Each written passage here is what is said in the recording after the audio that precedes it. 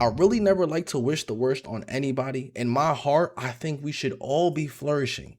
But when it comes to someone like Ray J, I have seen him do so many questionable things in his career that it is genuinely a cause for concern, bro. So in today's video, we have the satisfying downfall of Ray J. Once again, I wouldn't want to use the word satisfying. Never want to see someone hit rock bottom. Been there, done that, wouldn't wish it on anybody. I just wish self-improvement in his life. And I pray, honestly speaking, we talk about these celebrities all the time. We expose these celebrities. My response to all the demonic shit they have going on in their life is simply just to pray for them. Don't speak down on them. Don't wish the worst for them. Just pray for them, bro. Honestly. But I'm genuinely curious to see everything that has happened in his past that has led him to where he is today. Leave a like down below. Subscribe if you haven't already. But let's check this out, y'all. Ray J may not exactly be an A-list celebrity, but he's one of those people everybody's heard of. Maybe you know him as Brandy's little brother, or maybe you know him from the R&B records and the TV shows. And you might even know him as the creator of the Raycon earbuds. But the with Kim Kardashian is where his fame really took off. But it was also where things took a turn for the worse. Kim K Superstar is now Vivid Entertainment's. Congratulations, Kim and Ray J! That's my business. Maybe it's just time for me and you to just separate. So how does somebody who's had a singing career, an acting career, famous, built a company worth millions, end up here? Wow, he was playing, I told you. But I think he's doing this for like... I Pray for Ray J, bro.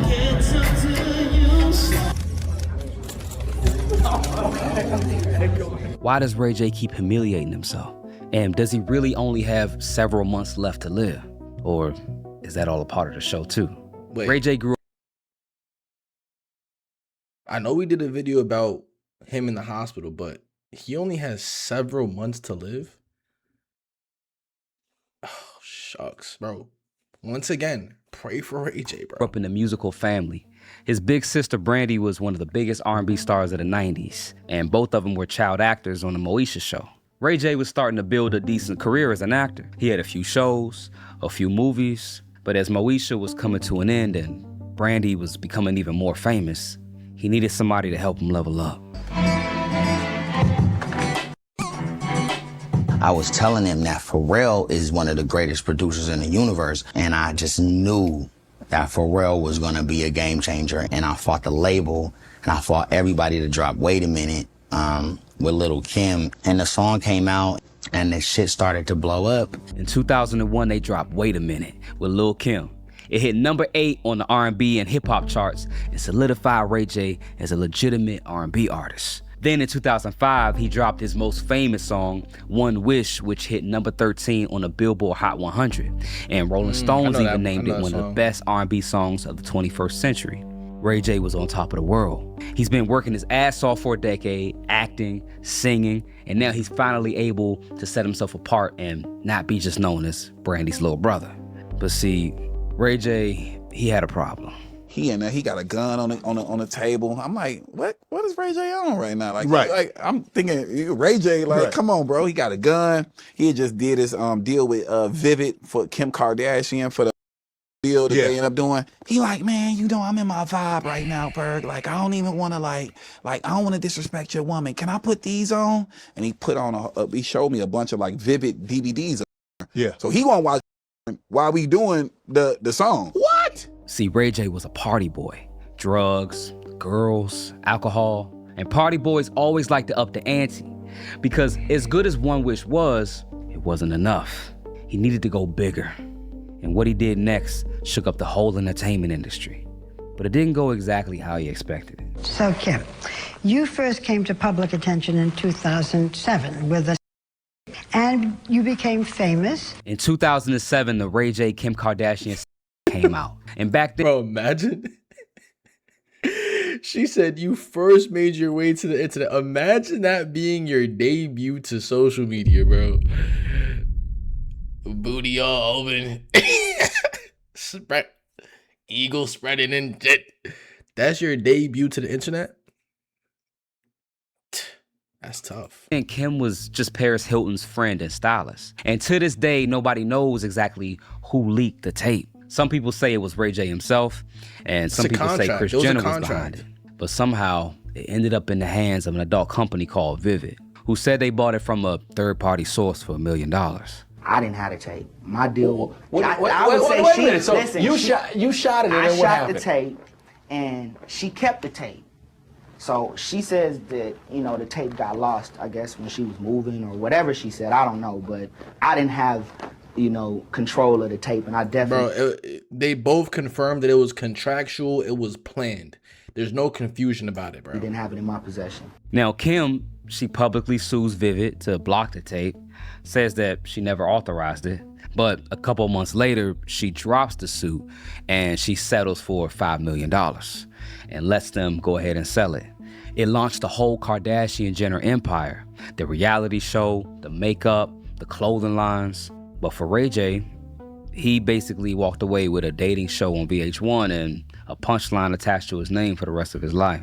Now, he did say he got $400,000 and a small piece of the profits, but Kim went off and built this big billion-dollar dynasty, and Ray J got a viral moment. Now, the problem with that viral moment is he's still chasing it to this day. See, Ray J didn't go back to music. Gave him the fame and the notoriety he was looking for, and he used it to go in a different direction. But it also locked him into this box that he would never be able to get out of. I like looking at you, you know?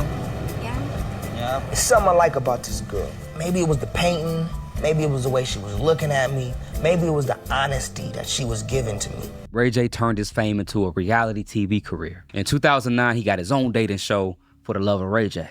Then another show with Brandy, and then Love and Hip Hop. But in 2013, things were starting to fade for him. And Kim was getting bigger and bigger. And now she's dating Kanye, who's also at the peak of his own career. So it was the perfect time for Ray J to cash in on the tape one more time. He puts out a song called I Hit It First, which wasn't received as well as he thought it would be. And obviously it got some attention, but it mostly just kind of made him look like a guy who couldn't let go. But it worked in the sense that it kept him on television and it kept people talking about him. But every one of Ray J's antics over the years slowly transitioned his image from the talented singer and actor to the unpredictable reality TV star and the guy from the Kim Kardashian tape. By the mid-2010s, Ray J's music career is basically over, and he's a full-time TV personality now, which is right about when he did the last thing anybody expected him to do. Okay. Including that you have this amazing business now. Yes, the Loop scooters, Scooty Bike by Loop. I'm very excited about it. Was it valued at like $200 million? Excuse you? Well, we really don't try to focus on the numbers because we don't want to. Ray J started a company called Raytronics. And at first they made e-bike scooters kind of as a joke. That's fire. But he blew it up over his social media. People started making memes and it started selling. But Raycon is where things really took off for him. What's up, everybody? It's Ray J. I started Raycon because wireless earbuds are way too expensive. Our premium wireless earbuds deliver the best sound for half the price. Now, I'm sure you guys seen a lot of YouTubers do ad reads for Raycon, but the earbuds did well and it turned into a genuine business for Ray J. For the first time since One Wish, the story around Ray J was about something he built instead of just another publicity stunt. Now, suddenly, he's a real entrepreneur with a company worth tens of millions of dollars. Raycon and the Raytronics company was supposed to be his redemption arc, but it wasn't enough. He had to up the ante again. So Ray J, we're here to talk about your new TV network, Tronics Network. In 2024, Ray J divested his entire stake in Raycon, sold it all back to the company, all because he wanted to start and fund his own TV network. Now, business owners cash in and start other ventures all the time, so that's normal. But he took the one thing that was actually working, the one thing that finally made him more than just a reality TV star, and he cashed out to go chase the next thing. But at the same time, behind the scenes, the business was already messy. There was a $30 million lawsuit over the scooter company from a partner who said Ray J cut him out of the deal, and a racketeering case against Raytronics. The comeback everybody was talking about was already falling apart from the inside. Now, to Ray J's credit, he's a hustler, and he's determined to keep his name in the headlines. And when hustlers don't know what to do next, they just throw everything at the wall and see what sticks. First, his TV network. But the Tronics network ran into problems immediately. They took out a $3 million loan just to get it off the ground, Ray J misunderstood the terms and spent all of it before the network even launched, which put him in survival mode before everything was up and running. And the money problems, they kept getting worse from there. One thing I can say that is admirable is the fact that he doesn't give up, bro. I'm gonna turn this into a life lesson, because no matter how you feel about this guy for posting that video with Kim, no matter how you feel about him for being this demonic entity that he actually is, the reality is he's a hustler, right? And having that mindset of this didn't work, I'm gonna try again. This didn't work, I'm gonna try again. This didn't work, I'm gonna try again, is a mentality that a lot of people don't have. And it's a mentality that keeps a lot of people stuck exactly where they are. Because once their back is against the wall, once they fall, they automatically just say, you know what, this is what's meant to be. This happened for a reason. They try to blame their circumstances on external forces. God doesn't even work that way, bro. God even says you reap what you sow. God says that you can have whatever you ask for in prayer.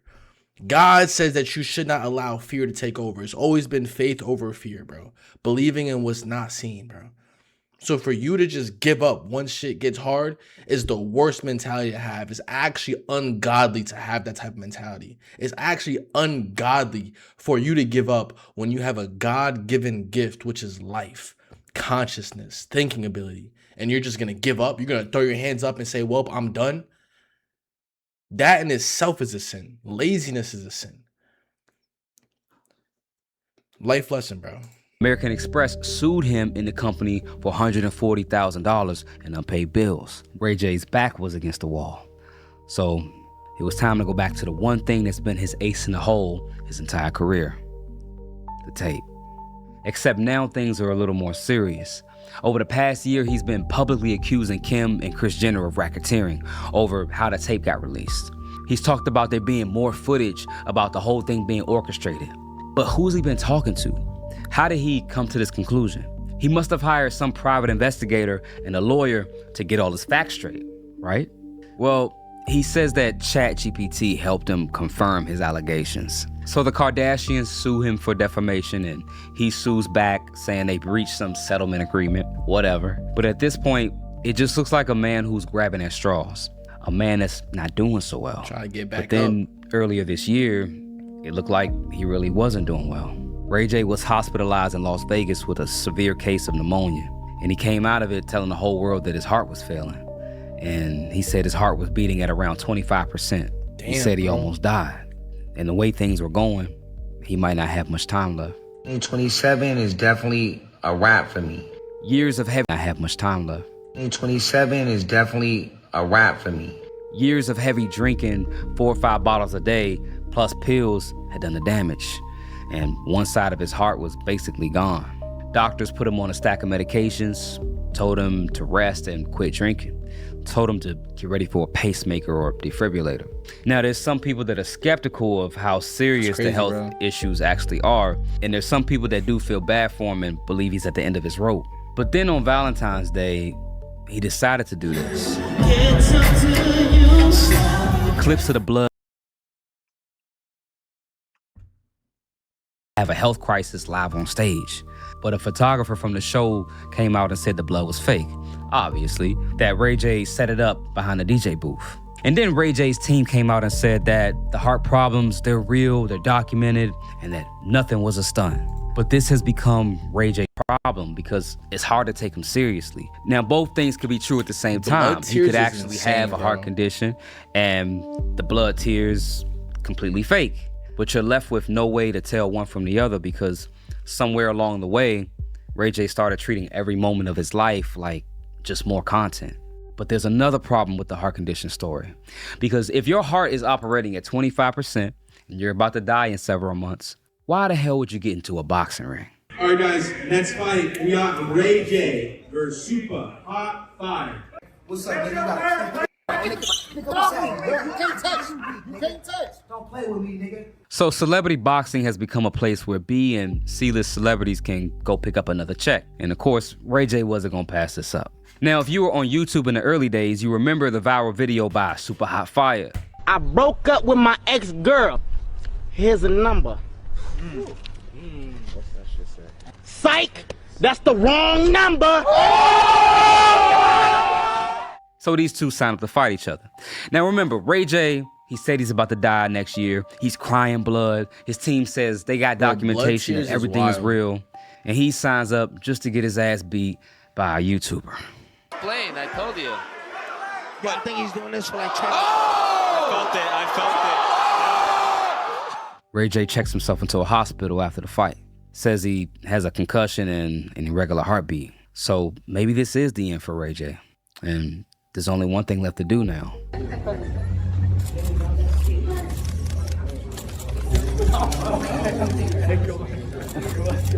Next month, he's set to face the former Disney actor Orlando Brown, who's a whole nother disaster in his own right. But here you have somebody who could eventually been an A-list actor or a Grammy-winning artist going through this never-ending humiliation ritual. And it's funny to watch, but it's sad at the same time.